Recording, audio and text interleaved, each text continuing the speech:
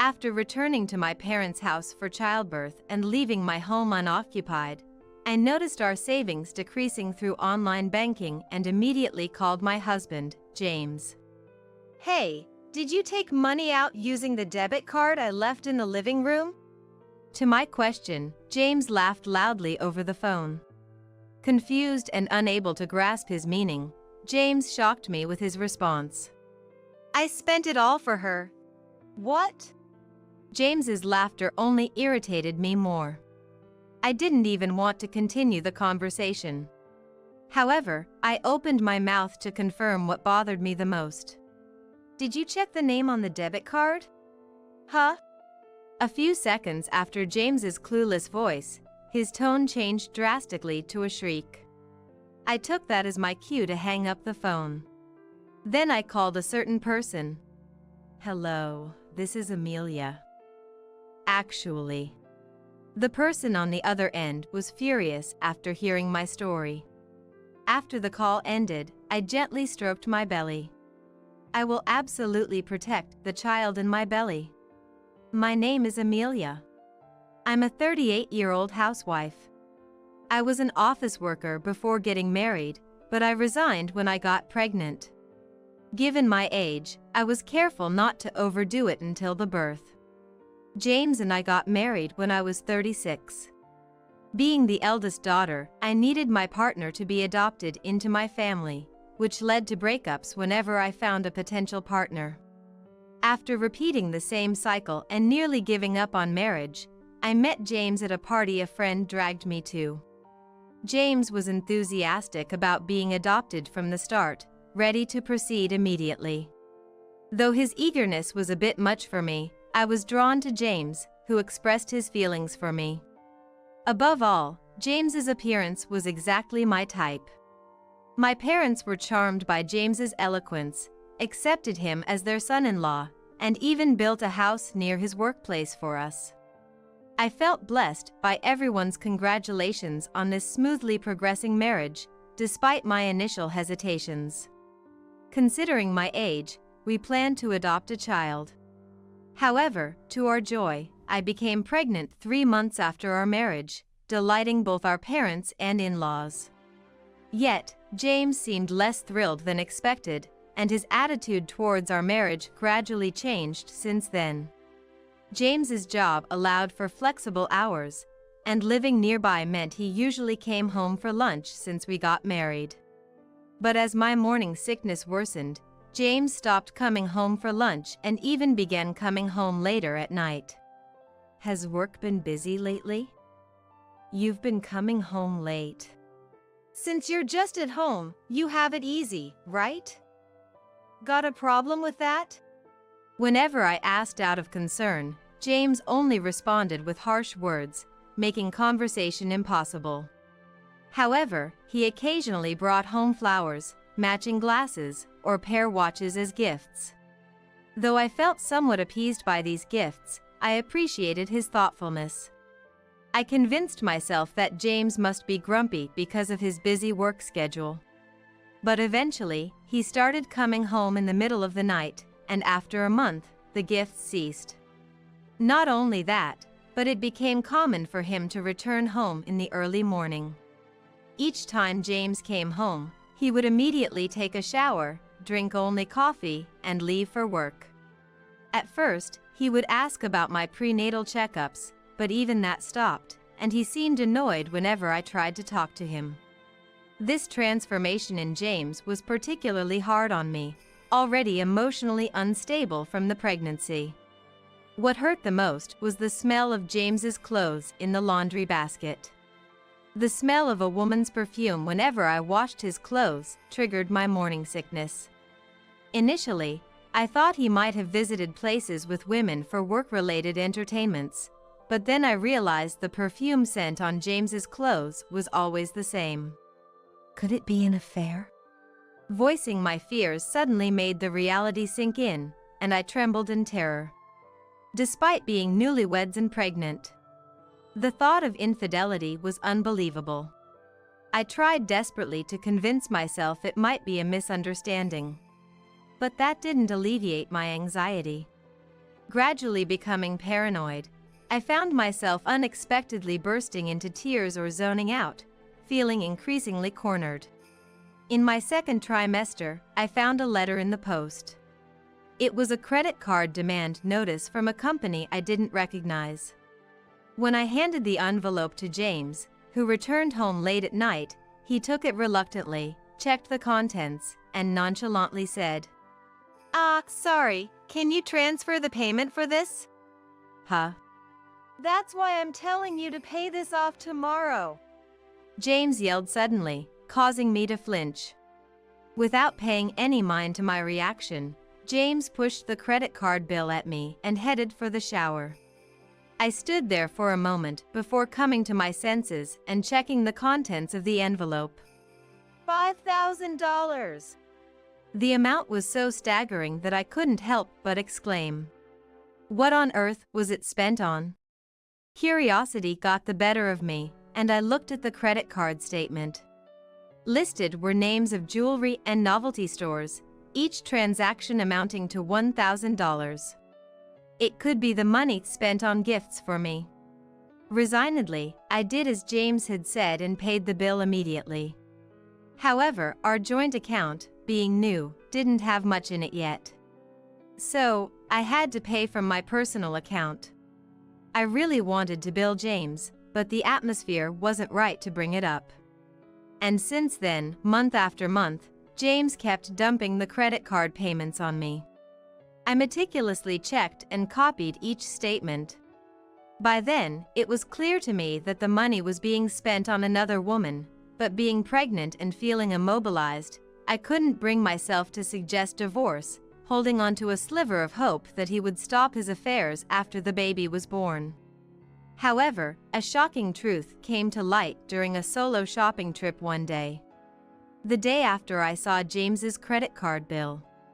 Stopping by a store, I realized it was where James had bought us matching pajamas. I remembered how happy I was when he got them, saying they were big enough to fit even as my belly grew. But my heart sank when I casually checked the price tag on a pair of pajamas. What's going on? The price was a third of what was listed on James's statement. There wasn't even a sale going on. In fact, the tag stated it was a new arrival. Meaning, this was the store's regular pricing. That's when I formulated a terrifying hypothesis.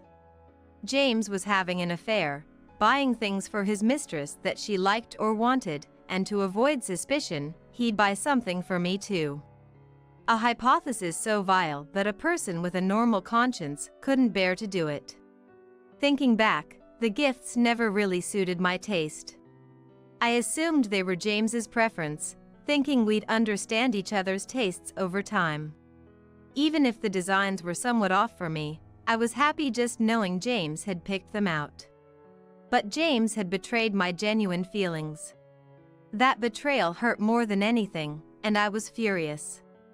I couldn't let him squander the money I wanted to save for our child. With that thought, I began planning to leave James. During this tumultuous time, Isla, my mother-in-law, visited our home. Isla, being frugal and somewhat absent-minded, was very strict about money. James found her thriftiness suffocating, but I quite liked Isla. The only issue was her doting on James, her son, believing everything he said was right. Is he eating properly? He seems a bit thinner. Yes, he's eating fine, I replied, avoiding mentioning who made the meals or where. The truth was, James hardly ever ate my cooking, maybe twice a week at most. But telling Isla that would make a big deal out of it. So I chose to gloss over it. After hearing my response, Isla left, stuffing the fridge with bags full of food before departing. How much of it would actually end up in James's stomach, I wondered as I put everything away. Then, I noticed a bag under the table. Inside the unfamiliar bag were a debit card and a seal, both belonging to Isla. I hurriedly made a call. Hello, sorry to bother you. You left your debit card and seal here. Oh dear, that's troublesome. Well, it's for a savings account I rarely use, so I'll pick it up next time I visit. Got it. Despite planning to return to my parents' house for the birth of my child soon, I couldn't help but feel uneasy about leaving the debit card at this house. However, since Isla said it was okay, I decided to just store it as instructed. I thought it wouldn't end well if I told James about it, so I kept it to myself and stored it where I usually keep my own debit card. 2 months later, I left for my parents' house with just my debit card. The thought of James now boldly meeting up with his affair partner was enough to bring tears to my eyes, but I had to brace myself for the birth first. During this time, Isla contacted me wanting to check the balance of her savings account. Reluctantly, I got in touch with James to check it for her. Since the last transaction was a bit old and Isla is not tech-savvy, I ended up checking the amount through online banking myself. Isla's savings account already had $200,000 in it. When I told her, Isla just said, "Thanks," and hung up. She's probably going to talk about it with someone in the neighborhood. I didn't think much of it.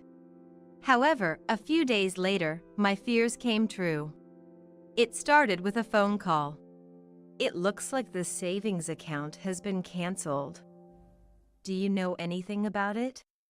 Being away at my parents' house for the birth and having left the house empty, I noticed the savings amount had decreased through online banking and immediately called James. "Hey, did you take money out with the debit card from the living room?" James laughed loudly on the other end of the phone. Confused and not understanding the meaning, James gave me a shocking reply. "I spent it all for her." "What?" James's laughter was just irritating. I didn't even want to talk anymore. However, I had to ask the most pressing question. "Did you check the name on the debit card?" "Eh?" After a few seconds of his dumbfounded voice, a shriek replaced it. I took that as my cue to hang up. Then, I made a call to someone. "Hello, this is Amelia." Actually, the person on the other end was furious after hearing my story. After the call, I gently stroked my belly. I will definitely protect this child in my belly. I immediately went to talk to Dad. Despite the heaviness of my full-term belly, I couldn't just sit around. Seeing me enter his office in such a desperate state, Dad was a bit shaken but soon regained his composure. "Give it your all," and said, "I first made a plan." By now, James must be getting an earful from the person I had just called. Just the thought of it made me unable to stop laughing. A few hours later, James called me. "Why didn't you tell me the debit card was Mom's?" "Well, I didn't think you'd use it. Plus, her name is on the debit card." "You should support me as a wife." "Why should I support your affair?" I could hear James groaning over the phone. Overcoming the sleepiness from battling it all day as a pregnant woman, I firmly presented James with a divorce. "Let's get a divorce." "Huh? Why all of a sudden?" "All of a sudden? You buy the same things for your wife and mistress, and have me pay for them? The last straw was you trying to withdraw money from my account." "Well, that account was your mom's, but I know everything now. Do we need any more reasons for a divorce? Are you going to make our child grow up with just one parent?" I felt nauseous at James bringing up the child in my belly now, when he had shown no interest before. My anger exploded. My sleepiness completely disappeared and I cried out loud for the first time in a while. "Better to be a single parent than to have a scumbag like you acting all high and mighty as a dad." James was silent for a moment at my outburst, then said something, but I ignored it and hung up. Just then, I received a call from Dad saying he had finished arranging for a lawyer. He offered to handle it on my behalf, worrying about my health, but I wanted to see James fall into hell myself, so I refused. Then, I called Isla. Without much of a greeting, she moved on to the topic of savings. I can't believe he would misuse the funds. But, Amelia, you were also at fault. If you needed something, you could have just told me, and I would have considered it. Huh? For the sake of the child, you wanted to replace the car, right? It wasn't good for James to choose a luxury car, but Amelia, you also didn't check in advance because you were going back to your parents' house. That's not good either. I was speechless at Isla's words. James had explained to Isla that he had no choice but to use her money because, after telling me it was okay to buy a car, he chose a luxury car and then couldn't afford it at payment time. I could only sigh at James's continuous lies. That's a lie from James. He didn't buy a luxury car, and I never said it was okay to buy one. Eh? What do you mean? James has been having an affair and withdrew money from your account for his mistress. He mistook it for my account and told me as if it was only natural. Isla seemed to be at a loss for words. She was deceived and had her money misused. No matter how much she loves her son, there's a limit. But knowing Isla, who dotes on her son, she might believe whatever James tells her again. I played the recording of the phone call with James that I had secretly made earlier. Isla listened in silence until the call with James was finished. Then, after it was over, she let out the longest sigh I've ever heard from her. Amelia, I'm sorry. It was my fault. No. How could I do this to Amelia, who is going to give birth to our precious child? Have you already signed with a lawyer? I will help discipline that child. Cutting ties is easy, but I can't let a child who causes trouble for others run wild. I love this aspect of Isla. Normally, she prioritizes her son, but she also cares about social standing, so she has always been strict with James about rules and regulations. Knowing Isla was essentially lenient with him, James often tried to lie to get out of trouble, especially when he did something wrong. I overlooked small lies, and even though Isla might have made snide remarks to me, she never did anything unreasonable. That's why I tried not to mind. However, this might have led to the current situation. Thinking this, I decided to make sure to drop him into hell this time. A few days later, a meeting was held at my parents' house with Isla included. I had the person I invited earlier wait in the guest room and then invited James and Isla in. When we guided them to the guest room, the face of James, who had been sulking, changed to one of astonishment. Why is Madison here? I invited her. She was necessary for our discussion today.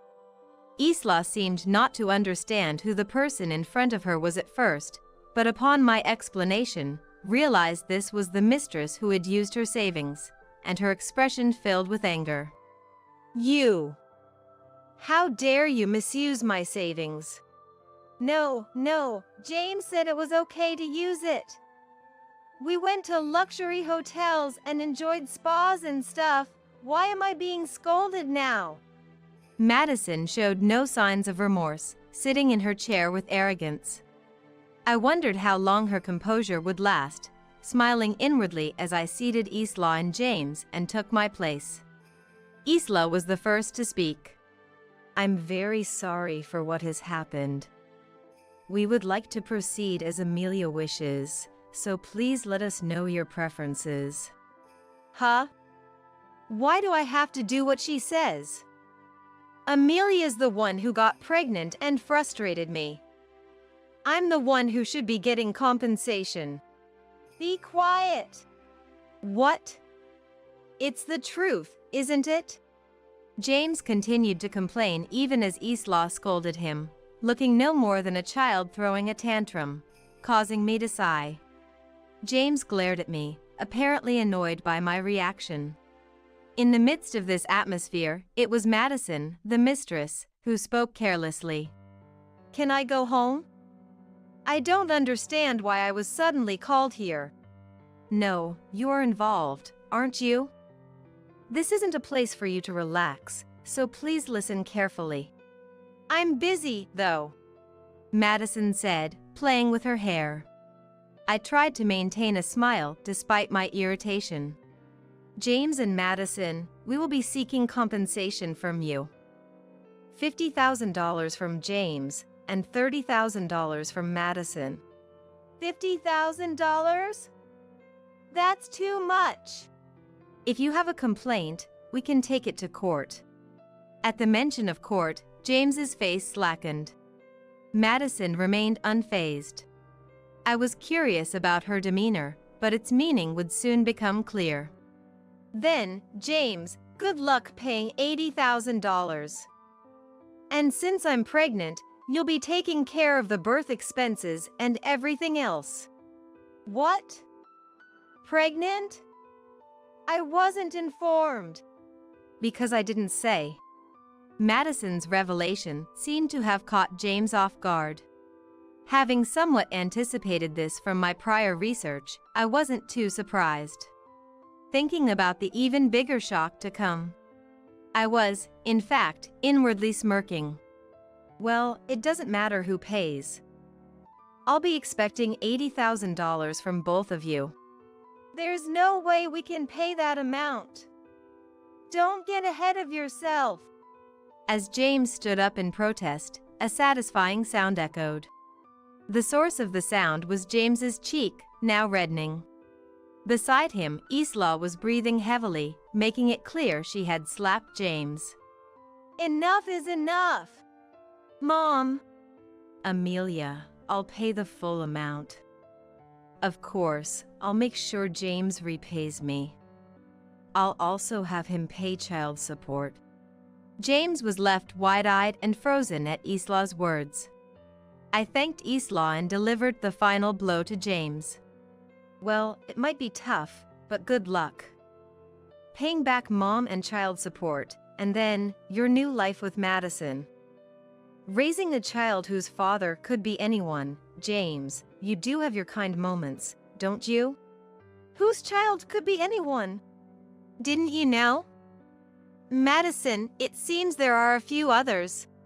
What? What do you mean?